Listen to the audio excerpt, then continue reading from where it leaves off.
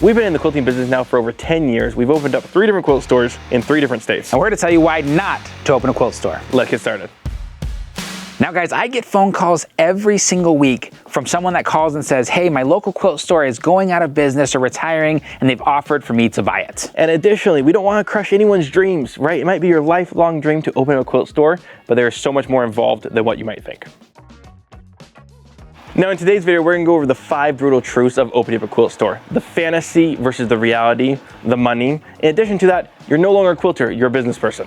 On top of all of that, you have the people problems, you have the time problems, how much time it actually takes, and obviously the burnout. And if all of that sounds okay to you, you might be the right kind of crazy to do this. So let's start off with the fantasy versus the reality.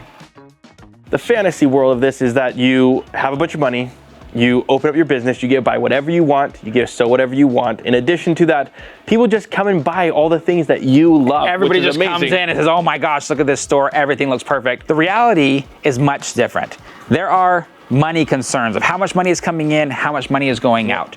There are the style and taste concerns where this might not be for everyone, but you like it, and the reality is that you don't always get the things that and it happens all the time. You walk into a store and it's purely civil war. You serve your customer, not the other way around. Exactly, and that goes into one of the other issues that we talked about in the very beginning of the people problem of owning a quilt store. There are issues that you wouldn't think would be issues that you have to resolve, and that then leads to the last thing, which is the time and the burnout and all of those things. There are so many other components to this that you never think about. You need your tax guy, you need an inventory guy, you need to go to all these markets and learn about the industry, learn about all the new products. You have to have new items coming in all the time to be a relevant quilt store. That leads us to the first item, money problems.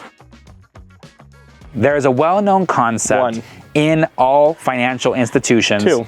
That is, debt never sleeps. 3. As we are walking here, Tiankam's counting. 4. And every foot that we are walking 5. in a quilt store usually is about $10,000 6. worth of inventory and shelving units. 7. So in the time that I've taken to talk and say this, 8. We have now walked through 9. $10,000 worth of inventory just in that wall. When we're talking about money, we're talking about inventory. The biggest thing is that if you're getting into this business, do not start by getting yourself into debt. You also don't want to be in debt to the companies that provide all of these beautiful fabrics, because at the end of the day, debt never sleeps. You see these local quilt stores that we know and love, and they're smaller. They're 2,000 square feet, 3,000 square feet. Or less.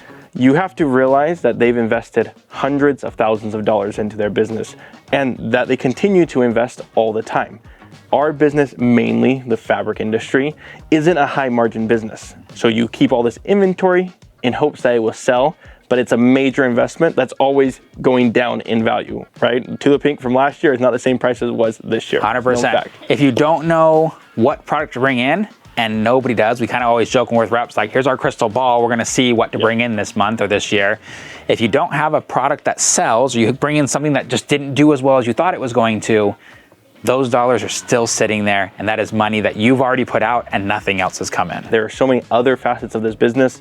You can become a long arm business, you can become a sew shop, you can become an embroiderer, you can become so many other things with a very, very low entrance fee as opposed to a quilt store. Okay guys, so the next item on our list is you stop being a quilter when you open a quilt store.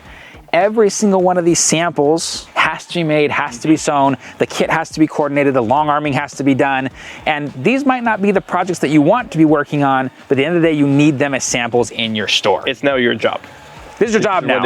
You know what? You don't like race cars? Too bad, because you need a sample and it needs to go up now. You just got to do it. There's not another option. You are the owner. It's your problem. You got to make it happen. There's this new collection that came out. You need the fabrics up and out. Or you have a collection that's not selling too well. You have to make it so that everyone wants it. You make something up with it. Show everyone what they need. So instead of sitting down and enjoying the project that you're making, every single one of these sewing projects now turns into something that has to be done, a goal with a timeline that, you know what, I have to get this done, and it's no longer fun. That's the truth. Now, the 4th truth here, people are difficult to work with. Not only that, there are 2 kinds of people. There are your customer base, and then there are your team member and employee base. And I'm gonna start with our team members. Now, we love our team members. They're what make our company our company. It is the lifeblood of the company.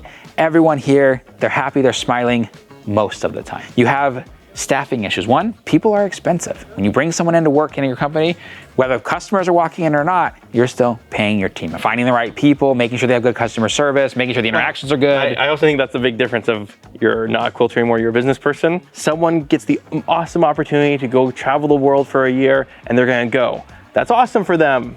Problem for you. That's the first issue. The second issue are customers. Now, I don't want to sound like customers are an issue. You hear the age-old adage, the customer's always right, and that just plain isn't true. Everyone says that the customer's always right. They throw that out and they don't know what the second half of that saying is, right? It's the customer's always right in pleasure and in taste. It has nothing to do with retail. There's sometimes the customer's just flat out wrong. You have to figure out that fine line between, can I solve this and help the customer? Am I going to now do this and lose money? You can't do that over and over again because all of a sudden your business closes. If you've been mean to your local quilt store, go and apologize. Apologize. Okay, it doesn't even matter if you think it was your fault or their fault. They'll probably give you 10% off your order just for saying sorry. Maybe, you never know. Or just saying thank you. Right? I'm waiting. Both sides of it. So let's talk about the reality of your time versus burnout. Everything's great. There's so much color around and all of a sudden you're sitting in front of a white wall in your office and you are wiped out. Regardless of if your team members come, regardless of if there's customers in the store, you've got to be there to make sure things are running well. Nobody cares if you're gonna pay the bills. The quilt store doesn't sleep. You're open 5 days a week, 6 days a week, 7 days a week. Holidays, you have Black Friday sales, you have your Christmas sales. You're here, you're working. We're closed on Sundays and we're off on Christmas Day, Thanksgiving Day, and the 4th of July. Today is what? Today's Wednesday. Today's Wednesday. It is almost 3 o'clock. And we've already put in almost, each one of us, we've almost put in about 30 hours. 30 hours a piece. Now, the reality is that it's fantastic. If you love the environment, you love being the business person, you love helping and serving the customer base, because it's no longer you being the quilter, right? It's you serving the quilter. It's a fantastic thing. However, burnout's real. You have to think about vacation time more in the sense of, can I afford to close? Who's gonna cover? And I wish I could tell everyone, you know, year 3, you're just fantastic. Cruising. You're just cruising.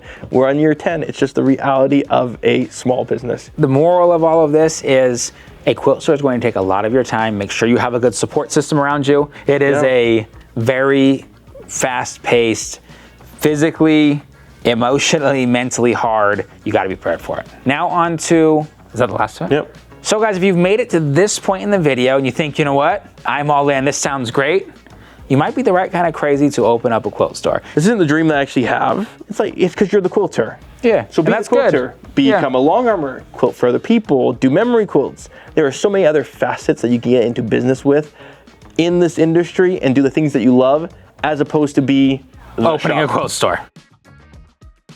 So guys, this is just the tip of the iceberg when it comes to all of the pitfalls and all of the different things that you have to know when opening a quilt store. Online versus in-store issues. There's social media. There are so many different things that we didn't talk about in this video, and many pitfalls that we fell into in the beginning. If you want us to talk about those in a part 2, please comment down below what you would like to hear about. Also guys, let us know down in the comment section what something that your local quilt store does that you love and something that you can thank them for. And with that guys, thank you so much for watching this video. If you liked this video, hit the like button, subscribe to the channel if you're new, and don't be afraid to share it with your friends. See you for part 2.